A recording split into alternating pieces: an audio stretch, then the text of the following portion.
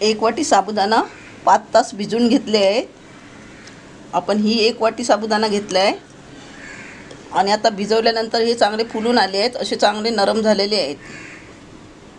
Boil केलेले 2 बटाटे, थोडीशी साखर, हिरव्या मिरच्या 2 बारीक चिरलेल्या, भाजलेले शेंगदाण्याचे कूट 4 चमचे, चवीनुसार मीठ। बटाटे बारीक करून घेतले आहेत। पहिल्यांदा बटाटा आणि साबुदाणा आपण मिक्स करून घेऊया।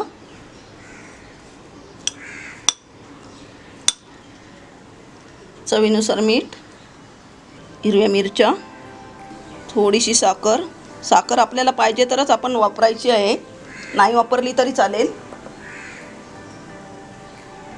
शेंगदाण्याचं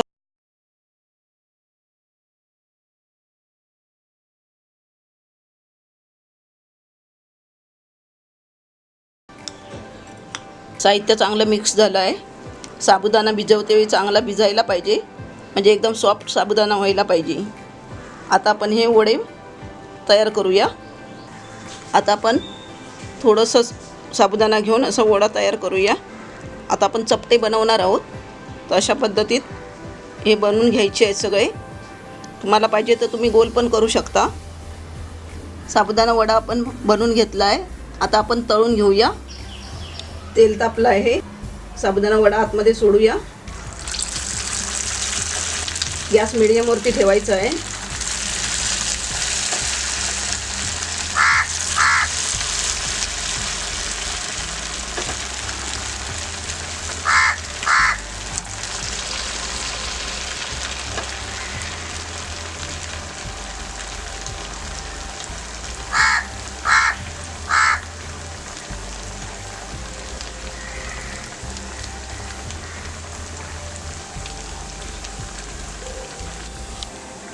मीडियम गॅसवरती 2 मिनिटं झाली आहे, परतून घेऊया।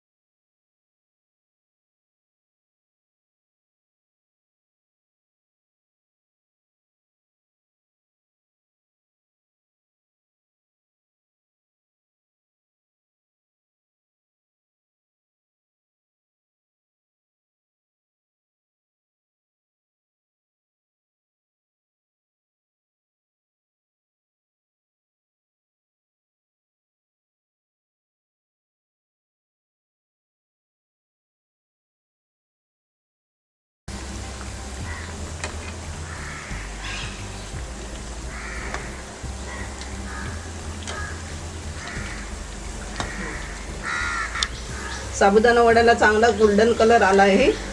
आता आपण काढून घेऊया।